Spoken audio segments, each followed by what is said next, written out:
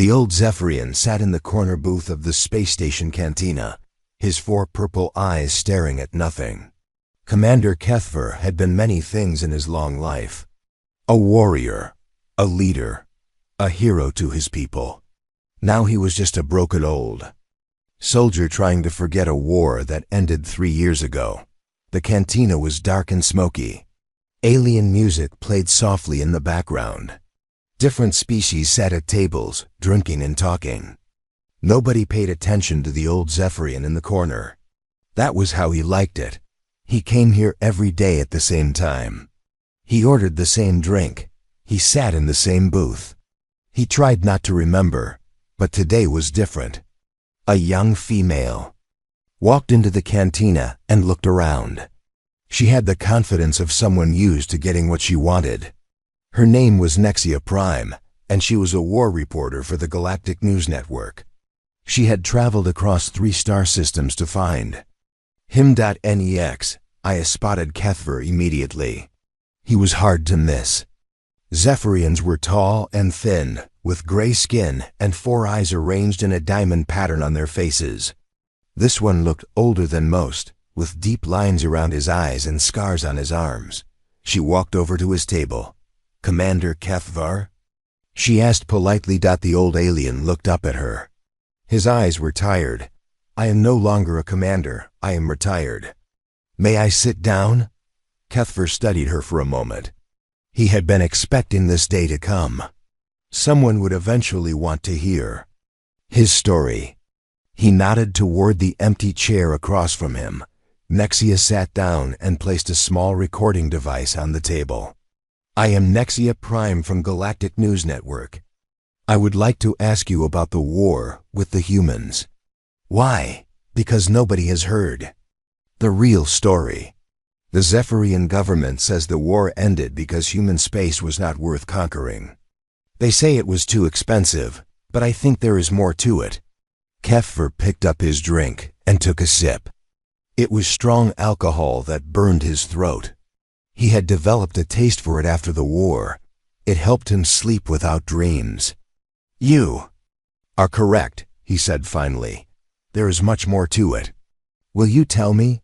The old commander was quiet for a long time. He looked around the cantina at all the different aliens drinking and laughing. Most of them had never been in a real war. They did not know what it was like to fight for your life every day. They did not know what it was like to watch your friends die. "I will tell you," he said, "but you must understand something first. What I am going to tell you will sound impossible. It will sound like the words of a crazy old soldier. But every word is true." Nexia turned on her recording device. "I am ready." Kethver closed his eyes and took a deep breath. When he opened them again, they were filled with old pain. 3 years ago, the Zephyrian Empire was the strongest military force in this part of the galaxy. We had conquered 47 worlds. Our ships were faster and stronger than any enemy we had faced. Our weapons were the best technology could produce. Our soldiers were trained from birth to be warriors. He paused and took another drink. Then we discovered the humans. Nexia waited for him to continue. She could see this was difficult for him. At first, we thought they would be easy to defeat. Our intelligence ships watched their worlds for months. The humans seemed primitive. They fought with simple weapons. Their ships were slow and poorly armed. They made decisions based on emotions instead of logic. Our high command expected the war to be over in a few weeks. Kethver laughed, but there was no humor in it. We were so wrong. The old commander began to tell his story. He spoke of the great Zephyrian war machine and how confident they had been. The Empire had never lost a war. They had a simple system for conquest. First, they would surround a planet with their fleet. Then they would demand surrender. Most species gave up without fighting when they saw the size of the Zephyrian force. If a species refused to surrender, the Zephyrians would attack their military bases and government buildings. They avoided killing civilians when possible. War was a game with rules. When one side could no longer fight effectively, they would surrender with honor. The winning side would accept the surrender and treat prisoners well. This was how civilized species conducted war. The first human world we approached was called New Dakota, Kethver continued. It was a farming colony with maybe 50,000 people. We sent down a surrender demand to their military commander, a human named Captain Jake Morrison. The old Zephyrian's voice became quiet. His response was 2 words. He said, "Come and take it." Nexia raised an eyebrow. That was all? That was all. We had never received such a response before. Usually, species asked for time to consider, or they tried to negotiate terms. This human just told us to come and fight. Kethver explained how confused the Zephyrian commanders had been. They decided the human must not understand the situation. They sent down a larger demand with detailed information about their fleet size and weapon capabilities. They explained that resistance was hopeless. Captain Morrison's second response was longer. He said the Zephyrians could land their ships anywhere they wanted, but they would have to take the colony over his dead body and the dead bodies of every person under his command. We thought he was bluffing, Kethver said. No rational commander would fight a battle he could not win. It made no sense. The Zephyrian High Command decided to make an example of New Dakota. They would defeat the human defenders quickly and show other human worlds what happened to those who resisted the Empire. They were about to learn their first lesson about humans. We landed our forces in the standard pattern, Kethver continued. 3 battalions in a triangle formation around their main settlement. We expected them to surrender when they saw our numbers. Instead, something strange happened. The human defenders did not retreat to defensive positions like any sensible army would do. They did not try to negotiate. Instead, they immediately began attacking the landing ships while the Zephyrian soldiers were still getting organized. It was chaos, Kethver remembered. We had never seen anything like it. The humans fought like wild animals. They showed no fear. They did not follow any logical battle plan. But that was not the strangest part. The strangest part was what happened when the Zephyrians started winning. In every other war the Empire had fought, enemy soldiers became less effective as they took casualties. When an army started losing, morale would drop. Soldiers would begin to retreat or surrender. This was natural and expected. The humans did the opposite. The more of them we killed, the harder the rest fought, Kethver said, his voice full of confusion even after all these years. When we wounded them, they became more dangerous, not less. When we surrounded them, they fought with even greater intensity. Lieutenant Lisa Brooks had been commanding a small outpost when the Zephyrians surrounded it. Any reasonable commander would have surrendered to save the lives of the soldiers under her command. Instead, she ordered her troops to fight to the last person, and they did. When the outpost finally fell, the Zephyrians found that the humans had continued fighting even after most of them were badly wounded. Some had died at their weapons, still trying to fire at the enemy. Others had used their last moments to destroy equipment so the Zephyrians could not use it. The battle for New Dakota lasted 6 days. In the end, the Zephyrians won, but the victory felt strange. They had lost 4 soldiers for every human they killed. This had never happened before in any Zephyrian conquest. The High Command told us it was unusual, Kethver finished. They said this human colony must have been defended by fanatics. They assured us that other human worlds would be more reasonable. The old commander looked at Nexia with his tired eyes. They were wrong about that too. Nexia leaned forward in her chair. The recording device captured every word as Commander Kethver continued his story. The old Zephyrian's 4 eyes seemed to look into the past, remembering things he wished he could forget. After New Dakota, we thought we understood humans, he said slowly. We thought they were just more stubborn than other species. We were wrong. We understood nothing. Kethver ordered another drink from the cantina server. His hands shook slightly as he lifted The glass. The alcohol helped, but it could not erase the memories that haunted him every night. The High Command sent us to 3 more human worlds after New Dakota. Each battle taught us something new about these creatures. Each lesson was more disturbing than the last. The second world was called New Texas. It was a mining colony with basic defenses. The Zephyrians expected an easy victory after the costly lesson of New Dakota. They were wrong again. The humans there were led by a man named Colonel Rick Stone. Kethver continued. He was different from Captain Morrison. Morrison had been a soldier. Stone was something else entirely. Colonel Stone had been a mining engineer before the war started. He knew explosives better than most military specialists. When the Zephyrians landed, they found that the entire colony had been turned into a giant trap. Every building was rigged to explode, Kethver remembered. Every road had hidden bombs. Every tunnel in the mines was ready to collapse. But that was not the worst part. The worst part was what Colonel Stone did with the bodies of his dead soldiers. In Zephyrian culture, the dead were treated with great respect. Bodies were buried with ceremony. Using a dead person as a weapon was unthinkable. It was savage and barbaric. Colonel Stone had no such limits.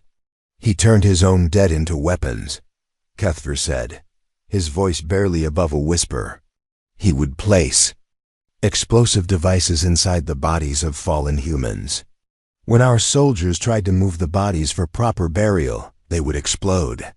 The Zephyrians had never encountered such tactics before. It was worse than fighting wild animals. Animals did not dishonor their own dead, but the humans seemed to have no limits on what they would do to win. One of my lieutenants, a young warrior named Vexta, was killed by one of these traps, Kethver continued. He was trying to give a dead human soldier a proper burial. The explosion killed him and 2 other warriors. But even this was not the most disturbing thing about Colonel Stone's tactics. The most disturbing thing was that the human soldiers agreed to it. We captured one of their wounded fighters, Kethver explained. A sergeant named Danny Clark. He was badly hurt, but he was still alive. We asked him about the explosive bodies. He smiled at us and said he had volunteered to be turned into a bomb when he died. Sergeant Clark explained that all the human soldiers on New Texas had volunteered for the same thing. They did not see it as dishonoring the dead. They saw it as a way to keep fighting, even after death. He said something I will never forget. Kethver continued. He said a good soldier fights until he dies. A great soldier fights after he dies too. The battle for New Texas lasted 2 weeks. The Zephyrians won, but at a terrible cost. They lost 6 soldiers for every human they killed. More importantly, they lost something else. They lost their confidence. My soldiers started having nightmares, Kethver said. They were afraid to touch anything on human worlds. They were afraid to help wounded enemies. They were afraid to bury the dead. The humans had turned war into something unrecognizable. The third world was New Vermont.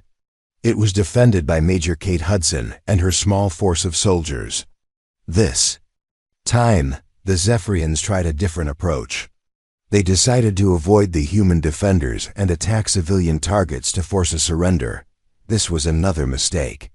Major Hudson did not try to protect the civilians by keeping us away from them, Kethver explained.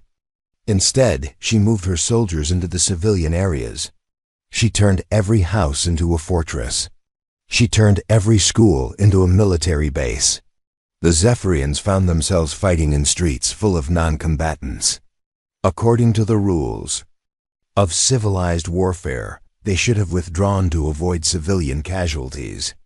But Major Hudson gave them no choice. She used the civilians as shields, Kethver said. But it was worse than that. The civilians wanted to be shields.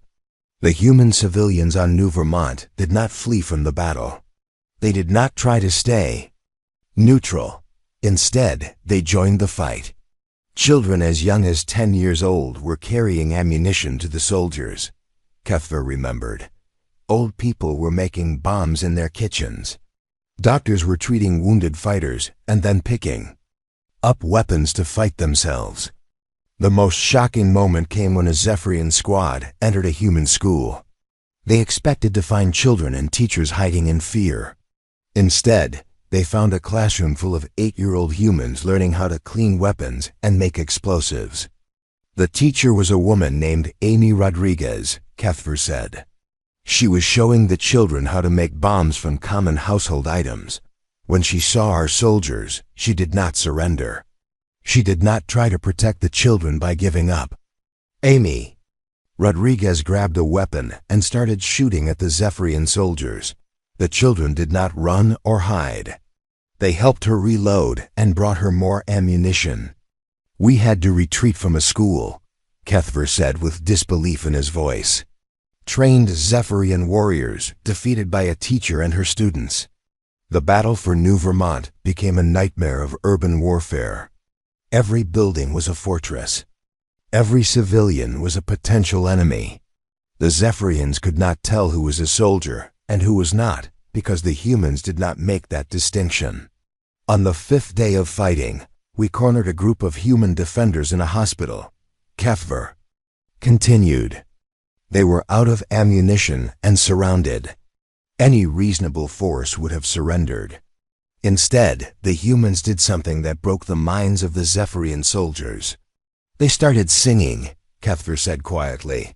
As we prepared to capture them, they began to sing some kind of battle song. It was loud and defiant. They sang as if they had already won. The song was called the Battle Hymn of the Republic. The humans sang it as they prepared to make their final stand. But they were not preparing to surrender or die quietly. They were preparing for one last attack. They charged us while singing, Cuthbert remembered. They had no weapons left, so they used their bare hands. They fought like demons. Some of my soldiers broke and ran. They could not understand enemies who sang while they died.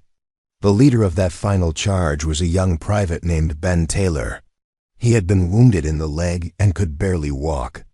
But when the other humans began their charge, he stood up and limped forward with them. Private Taylor was the last one alive, Cuthbert said. He was surrounded by the bodies of his friends. He was bleeding from multiple wounds. We called for him to surrender. Ben Taylor looked at the Zephyrian soldiers surrounding him. He was barely able to stand. His weapon was empty. He had no chance of winning. He smiled at us, Cuthbert continued. Then he pulled out a grenade and held it up so we could see it. He said, "See you in hell, boys." Then he pulled the pin. The explosion killed Ben Taylor and 12 Zephyrian warriors. It also killed something else. It killed the Zephyrian belief that war had rules. After New Vermont, my soldiers started having what our doctors called human syndrome, Cuthbert explained. They could not sleep. They jumped at sudden noises. They were afraid to fight enemies who did not fear death. The Zephyrian High Command decided to send their best troops to the next human world. They chose the most experienced warriors and the most advanced weapons. They were determined to win a quick, clean victory to restore their army's confidence. Next world was New Oregon. It was defended by Commander Alex Mitchell and his small fleet of human ships. We thought space combat would be different, Cuthbert said. We thought the humans could not use their crazy tactics in ship-to-ship fighting. We were wrong about that too. Commander Mitchell's ships were old and slow compared to Zephyrian vessels. His weapons were less advanced. His fleet was outnumbered 3-1. By every logical measure, he should have retreated or surrendered. Instead, he did something that no Zephyrian commander had ever seen before. He ordered his ships to ram us, Cuthbert said with wonder in his voice. Not as a last resort. Not when they were about to be destroyed. It was his opening move. The human ships accelerated to maximum speed and aimed directly at the Zephyrian vessels. The Zephyrians thought it was a bluff. No sane commander would sacrifice his own ships like that. Commander Mitchell's ship was the first to impact, Cuthbert continued. He aimed for our flagship. His last transmission was laughter. He was laughing as he died. The battle for New Oregon lasted only 3 hours. The humans lost every ship, but they took most of the Zephyrian fleet with them. The survivors were rescued by other human vessels that arrived later. We won the battle, Kethver said. But we lost something more important. We lost our understanding of what war was supposed to be. The old commander finished his drink and stared at the table. Nexia could see the pain in his eyes. That was when we realized we were not fighting soldiers, he said softly. We were fighting something else. Something that did not follow any rules we understood. Nexia turned off the recording device for a moment. Commander, do you need to rest? Nexia ordered drinks for both of them. The cantina was getting busier as the evening went on, but their corner booth remained private. Commander Kethver sat quietly, gathering his thoughts before continuing his terrible story. After New Oregon, the High Command was angry, he said finally. They blamed local commanders for the heavy losses. They said we were fighting the humans wrong. They decided to expand the war to 12 human worlds at once. The old Zephyrian laughed bitterly. They thought that fighting more humans would somehow make it easier. The expanded war brought new horrors. Each human world had its own way of fighting. Each one taught the Zephyrian something new about human nature, and each lesson was worse than the last. The fourth world we attacked was called New California, Kethver continued. It was defended by General Patricia Stone. She was the sister of Colonel Rick Stone from New Texas. General Stone had learned from her brother's tactics, but she added her own improvements. Where Rick Stone had used explosive bodies, Patricia Stone used living bombs. She convinced her soldiers to carry bombs inside their own bodies, Kethver said slowly. They had surgery to hide explosives inside themselves. Then they would pretend to surrender. The Zephyrians would capture these fake prisoners and bring them to secure areas for questioning. Then the humans would detonate the bombs inside their bodies. A sergeant named Kevin Harris killed 37 of my soldiers this way, Kethver remembered. He pretended to be wounded and captured. We brought him to our medical facility to treat his injuries. While our doctors were working on him, he activated the bomb inside his chest. But the living bombs were not the worst part of New California. The worst part was the children. General Stone trained children to be soldiers, Kethver said, not just to carry ammunition or make supplies. She taught them to fight and kill. The Zephyrians found squads of human children attacking their positions. Some were as young as 8 years old. They carried weapons and fought with the same intensity as adult soldiers. We could not bring ourselves to shoot children, Kethver explained. It went against everything we believed. But the children had no trouble shooting us. One incident haunted Kethver more than any other. A 10-year-old girl named Sophie Miller had approached a Zephyrian checkpoint carrying a stuffed animal. The soldiers thought she was a lost civilian child. She was not lost, Kethver said quietly. The stuffed animal was full of explosives. She walked up to my soldiers, smiled at them, and pulled a string. The explosion killed her and 5 of my warriors. The battle for New California lasted 3 weeks. The Zephyrians won, but the victory felt hollow. They had been forced to fight children. They had been forced to kill civilians who looked innocent but carried hidden weapons. My soldiers started refusing orders, Kethver continued. They would not search human buildings. They would not help human prisoners. They were afraid of everything. The fifth world was New Alaska. It was a cold planet with only one small city. The humans there were led by Captain Steve Johnson. He used the harsh weather as a weapon. Captain Johnson evacuated all the civilians from the city, Kethver explained. Then he destroyed all the heating systems and food supplies. He wanted U.S. to freeze to death. The Zephyrians were not prepared for the extreme cold. Their equipment failed in the low temperatures. Their soldiers suffered from frostbite and hypothermia. But Captain Johnson did not just hide and wait for us to freeze, Cuthbert continued. He and his soldiers attacked us every night. They knew the terrain better than we did. They moved through the snow like ghosts. The human soldiers on New Alaska wore white clothing that made them invisible in the snow. They would appear suddenly, attack a Zephyrian position, and disappear again before reinforcements could arrive. We never saw them coming, Cuthbert remembered. They would kill half a squad and vanish into the snow. My soldiers started seeing enemies everywhere. They shot at shadows and empty air. The worst attack came on the 15th night. A human soldier named Lieutenant Paul Davis led a raid on the main Zephyrian camp. He and 12 other humans killed over 100 Zephyrian warriors before disappearing back into the blizzard.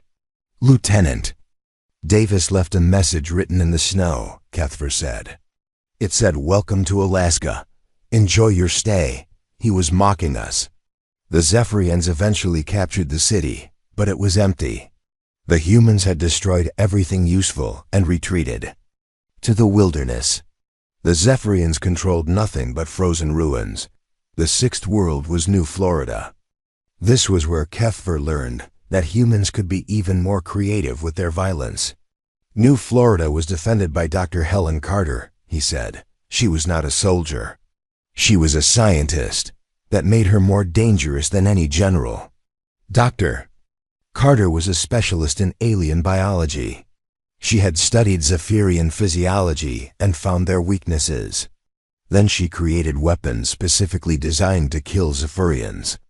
She made diseases that only affected our species, Cuthbert explained. She released them into the air and water. My soldiers started getting sick within days of landing. The diseases were horrible. They caused fever, blindness, and painful death. Worst of all, they spread quickly through the Zephyrian forces. We had to wear protective suits just to breathe, Cuthbert continued, but the suits were heavy and hard to move in. The human soldiers could run and fight normally while we stumbled around like drunks. Dr. Carter also created biological weapons from the local wildlife. She modified insects to inject poison when they bit Zephyrian skin. She altered plants to release toxic gases when touched. The entire planet became a weapon, Cuthbert said. Every animal, every plant, every breath of air was trying to kill us. The Zephyrians eventually captured Dr. Carter after a month of fighting. She was found in her laboratory, still working on new weapons, even as the city fell around her.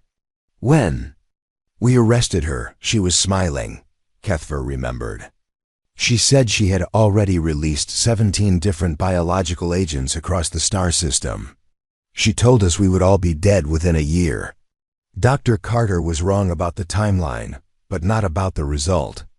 Many of the Zephyrian soldiers who fought on New Florida died from her diseases months after the battle ended. She killed more of my soldiers after the war than during it, Cuthbert said bitterly. The seventh world was New Maine. It was a fishing colony with a small population. The Zephyrians expected an easy victory. They were wrong again.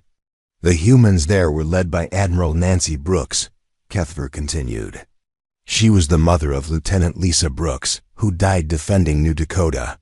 Admiral Brooks had spent months preparing for the Zephyrian attack. She had turned the entire ocean into a battlefield. She sank her own ships to create underwater obstacles, Cuthbert explained. She placed mines in the harbors. She trained dolphins to attack our landing craft. The Zephyrians had never fought a naval battle against humans before. They learned quickly that humans were just as dangerous on water as they were on land. Admiral Brooks had submarines hiding underwater, Cuthbert continued. They would surface suddenly, attack our ships, and disappear again. We never knew where they would strike next. The most shocking attack came when a human submarine surfaced directly underneath a Zephyrian cruiser. The submarine captain, a man named Commander Tony Lopez, had loaded his vessel with explosives. He turned his submarine into a giant bomb, Cuthbert said. The explosion sank his submarine and our cruiser. Commander Lopez killed himself and 300 of my warriors, but Admiral Brooks saved the worst surprise for last. On the final day of the battle, she activated something she called the Kraken, Cuthbert continued. It was a giant sea creature that she had been training for months. The creature was a massive squid that had been modified with cybernetic implants. Admiral Brooks could control it remotely. She used it to attack the remaining Zephyrian ships. The beast destroyed 4 of our vessels before we could kill it, Cuthbert remembered. But even dying, it tried to drag our ships underwater with its tentacles.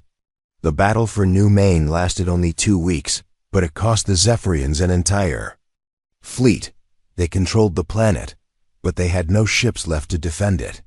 After New Maine, the High Command started talking about ending the war, Cuthbert said. But the politicians would not allow it. They said the Empire could not show weakness. The 8th World was New Georgia. It was defended by Colonel Maria Gonzalez and her regiment of soldiers. She introduced the Zephyrians to a new type of human warfare, psychological torture. Colonel Gonzalez did not just try to kill us, Cuthbert explained. She tried to drive us insane. The human soldiers on New Georgia used sound as a weapon. They played loud, disturbing noises through speakers hidden around the battlefield. The sounds never stopped, day or night. They played recordings of dying Zephyrians, Cuthbert sighed. They played our own voices calling for help. They played human laughter mixed with screams of pain. The constant noise made it impossible for the Zephyrian soldiers to sleep or concentrate. They began making mistakes. They started seeing things that were not there. Some of my warriors went completely mad, Cuthbert continued. They would attack their own comrades, thinking they were human soldiers. Others would just sit and stare at nothing, not responding to orders. Colonel Gonzalez also used light as a weapon. She had powerful. The cantina had grown quiet around them. Other customers spoke in hushed voices, as if they could sense the weight of the story being told in the corner booth. Commander Cuthbert ordered his strongest drink.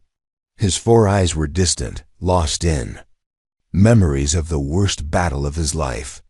New Earth was different from the other human worlds, he began slowly. It was their fortress planet, the most heavily defended world in human space.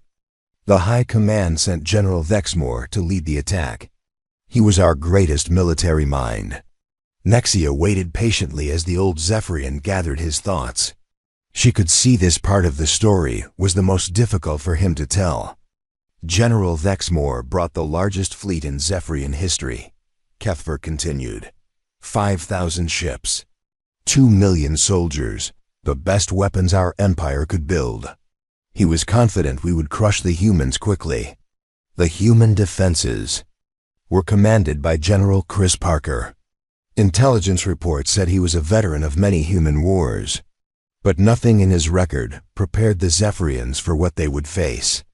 The first sign that something was wrong came when we entered the system, Cuthbert remembered. General Parker sent us a message. It was not a surrender demand or a negotiation request. It was a song. The message was a recording of human voices singing. The song was called "We Shall Overcome." Thousands of human voices sang together in harmony. At the end, General Parker's voice came on alone. He said, "Welcome to New Earth. This is where your empire dies. This is where we show you what humans really are," Cuthbert recalled. Then he laughed and cut the transmission. General Vexmore ordered an immediate attack. The Zephyrian fleet moved toward the planet, expecting to crush the human defenses. Within hours, we learned our first lesson before we even reached orbit, Cuthbert said. The humans had turned their own moons into weapons. The moons around New Earth had been hollowed out and filled with explosives. When the Zephyrian fleet came within range, the humans detonated them. The explosions created clouds of deadly debris that destroyed hundreds of ships. General Vexmore lost a quarter of his fleet before firing a single shot. Kethver continued. But that was just the beginning. The space battle around New Earth lasted for 3 days. The humans fought with the same intensity they had shown on every other world, but here they had better weapons and more soldiers.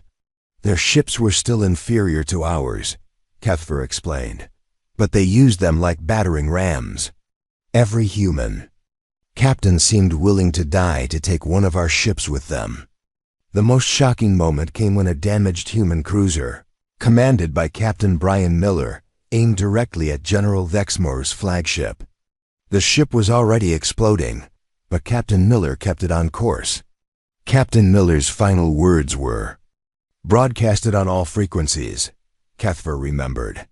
He said, "For every human child who will never see the stars because of you, I send you to hell." Then his ship hit the flagship. General Vexmore survived, but barely. His command ship was crippled. The Zephyrian fleet was in chaos. And the humans had not even used their main defenses yet. When we finally reached the planet, we discovered what General Parker had been preparing. Kethver continued. He had turned the entire world into a fortress. Every city on New Earth had been fortified. Every building was a bunker. Every street was a kill zone. The humans had spent years preparing for this battle. But the fortifications were not the worst part, Kethver said quietly. The worst part was the people inside them. General Parker had not just prepared buildings for war. He had prepared the entire population. Every human on New Earth, from children to the elderly, was ready to fight.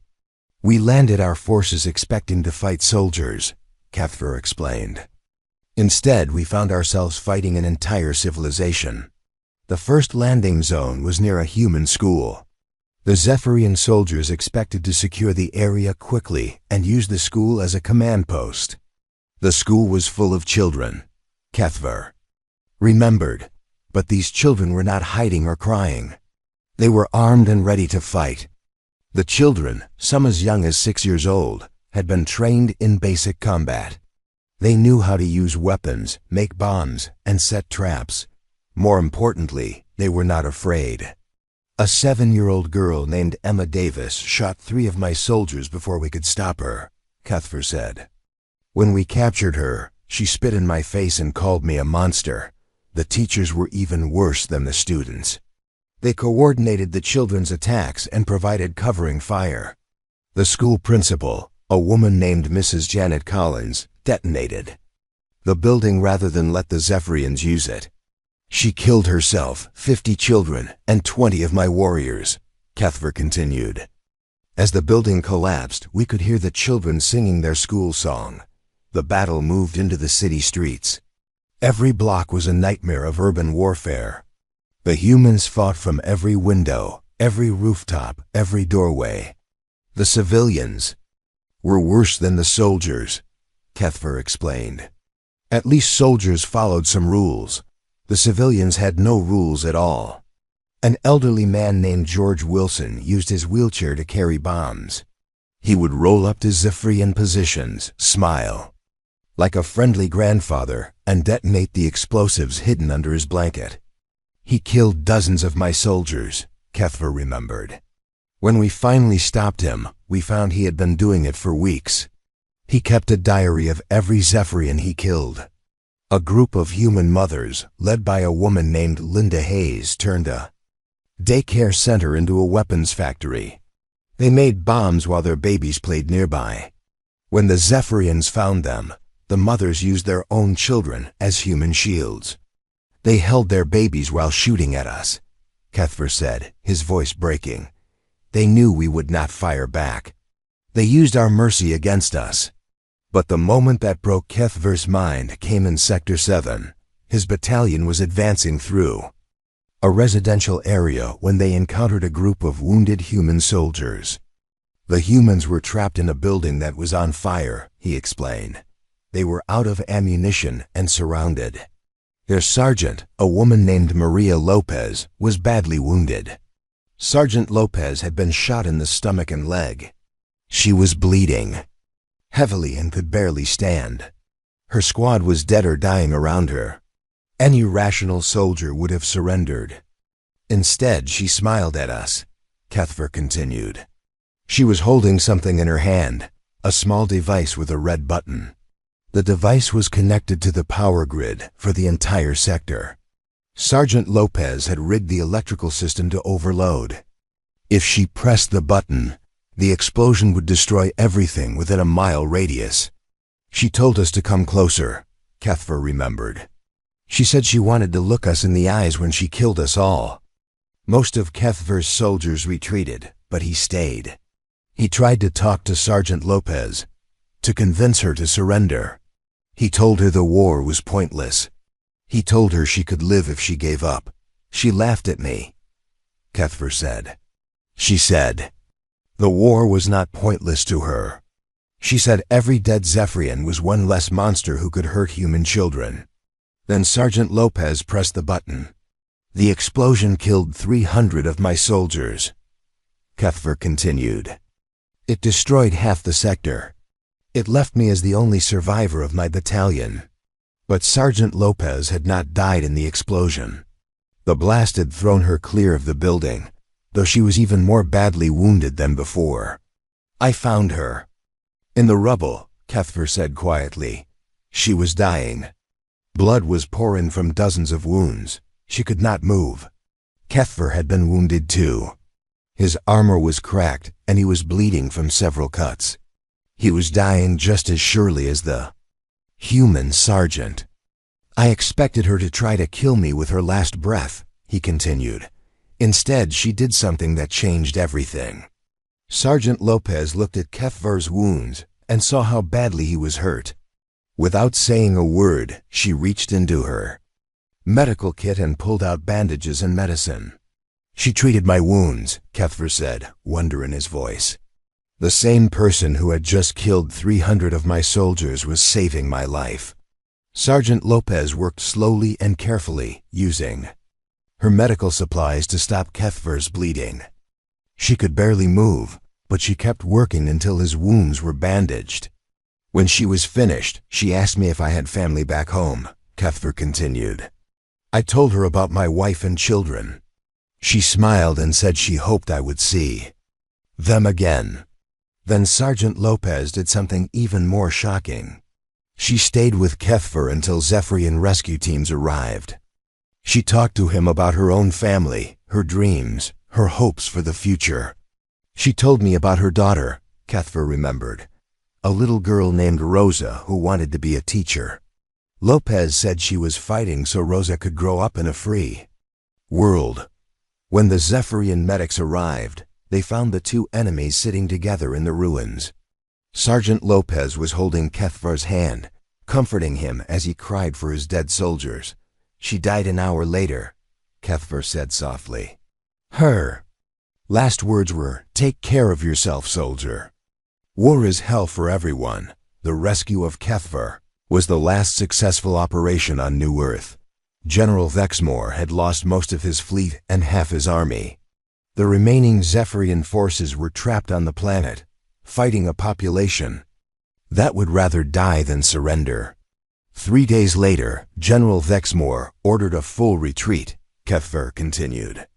It was the first time in Zephyrian history that we had been defeated by an inferior enemy. The cantina was nearly empty now. Only a few late-night drinkers remained at the bar, speaking in quiet voices.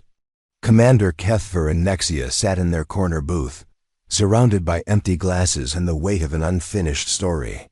That was 3 years ago, Kethver said slowly. The official end of the human war, but the real end came much earlier, in that ruined building with Sergeant Lopez. Nexia checked her recording device.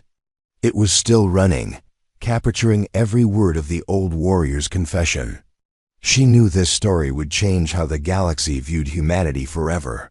The retreat from New Earth was chaos, Kethver continued. Half our ships were destroyed. Most of our soldiers were dead, wounded, or insane. Those who survived could not stop talking about the humans. The story spread quickly through the Zephyrian Empire. Soldiers told their families about enemies who fought after death. children who carried bombs, and civilians who sang while they died. The tales grew with each telling, but the core truth remained the same. The humans were not like other species. Kethver explained. They did not follow the rules. They did not know when to quit. They treated every battle like the end of the world. The Zephyrian High Command tried to suppress the stories. They declared the war records classified. They forbade soldiers from discussing their experiences. They claimed the retreat was a strategic decision based on economics, not military failure. But you cannot hide the truth from families who lost their sons, Kethver said bitterly. You cannot lie to mothers who watched their children come home broken and afraid. The real impact of the human war was not on battlefields, but in the hearts and minds of the Zephyrian people. Young warriors who had dreamed of military glory now feared being sent to fight humans. Recruitment for the army dropped to almost nothing. Parents would rather see their children become farmers or merchants than soldiers, Kethver explained.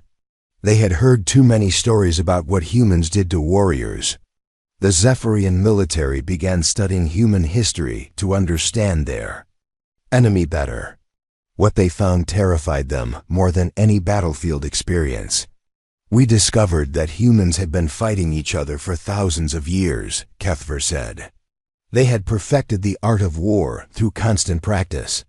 Every human child grew up learning about famous battles and great warriors. Human history was filled with wars that made the Zephyrian conflicts look like children's games. Humans had fought with swords, guns, bombs, and poison gas. They had killed millions of their own species and called it progress. We found records of human battles where entire cities were destroyed, Kethver continued. Wars where humans killed each other for years without stopping. Conflicts where they would rather die than surrender. The most disturbing discovery was how humans viewed warfare itself. Most species saw war as a tool for achieving political goals.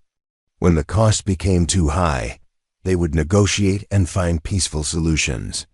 Humans see war differently, Kethver explained. For them, war is not just politics, it is survival. It is about who deserves to exist and who does not. This explained why human soldiers fought so desperately. They were not just fighting for territory or resources. They were fighting for the right of their species to continue existing. Every human battle is a fight to the death, Kethver said. Not because they want to die, but because they believe their enemy wants to destroy everything they love. The Zephyrian analysts made another shocking discovery. Humans did not just fight external enemies with such intensity. They fought each other the same way. We found records of human civil wars that lasted for decades, Kethver continued. Brother fighting brother with the same hatred they showed us. Father killing son over political differences. This explained why humans were so good at war. They had been practicing on each other for their entire history. Every generation of humans learned warfare from the generation before them. Human children play war games, Kethver said with wonder. They pretend to be soldiers and practice killing each other for fun. What other species teaches its young to be warriors? The Zephyrian Empire tried to prepare for future conflicts with humans by changing their military training. They attempted to teach their soldiers to think like humans, to fight without mercy or rules. It was a disaster, Kethver remembered. Our warriors could not adapt to human tactics. The ideas were too foreign to our nature.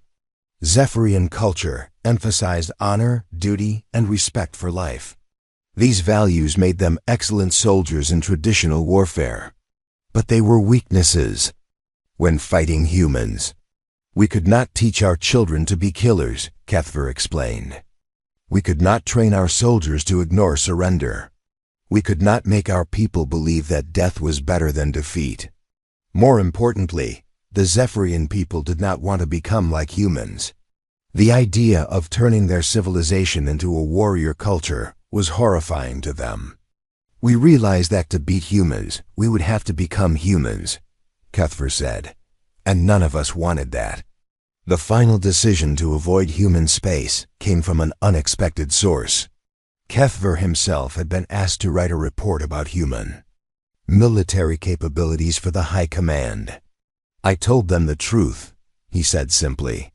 I told them that humans do not have soldiers. Humans are soldiers. The report explained that every human civilian was a potential warrior. Every human child was learning to fight. Every human adult had the capacity for violence that shocked other species. I wrote that humans do not fight wars, Kethver continued. Wars fight humans. And wars always lose because humans refuse to accept defeat. The report had one more disturbing conclusion. Humans were not just dangerous because of their military skills. They were dangerous because they were expanding into space. We had found one small part of human civilization, Kethver explained. The colonies we attacked were frontier settlements with basic weapons and simple defenses. But behind them was something much larger. Intelligence reports showed that humans controlled hundreds of worlds. Their population was growing rapidly. Their technology was advancing quickly. Most importantly, they were actively exploring and colonizing new star systems. We had fought the weakest humans and barely survived, Kethver said. What would happen when we met their core worlds?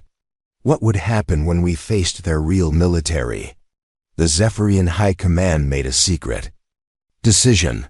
They declared human space off-limits to all Empire ships. They instructed their diplomats to avoid contact with human governments. They quietly withdrew all forces from the border regions. We built a buffer zone around human territory, Kethver explained.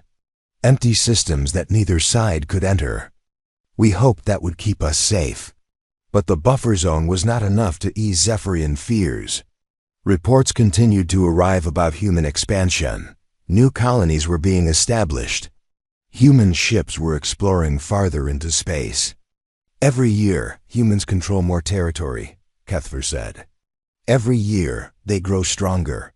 Every year, they get closer to other species. The Zephyrian Empire began sharing their information about humans with other galactic civilizations. They warned anyone who would listen about the dangers of human contact. Most species did not believe us, Kethver continued. They thought we were exaggerating. They thought we were making excuses for our defeat. But some species listened. The Krolites had encountered human exploration ships and confirmed the Zephyrian reports. The Ventari had intercepted human communications and been disturbed by their content. We formed an informal alliance, Kethver explained. Not for conquest or trade, but for mutual protection. We share information about human movements. We warn each other when humans approach our territories. The alliance had a simple goal: avoid humans at all costs. We call it the non-contact protocol, Kethver said. If any of our ships encounter humans, they are ordered to retreat immediately. No communication, no negotiation, just run. This was why Kethver had agreed to give this interview. He wanted the galaxy to understand what was coming. Humans are expanding, he said urgently. They are building more ships, establishing more colonies, exploring more systems. Eventually, they will encounter other species. When that happened, Kethver believed the results would be catastrophic. Other species will try to fight them, he predicted. They will think humans are just another primitive race that can be easily conquered. They will learn the same lessons we learned, but it will be too late. The old commander leaned forward, his 4 eyes intense with conviction. I break my silence because someone needs to warn the galaxy, he said. Humans are not just another species. They are something new. Something that changes everything. Kethver believed that humanity represented a fundamental shift in galactic civilization. For thousands of years, advanced species had followed similar patterns of development. They became peaceful, rational, and diplomatic as they evolved. Humans evolved differently, he explained. They became more dangerous as they became more advanced. They learned to kill more efficiently while developing faster ships and better weapons. The combination was unprecedented in galactic history. We are facing a species that has the technology of a Type II civilization and the warrior instincts of primitive savages, Kethver said. They build starships and think like barbarians. Nexia turned off her recording device. The interview was complete, but she had one final question.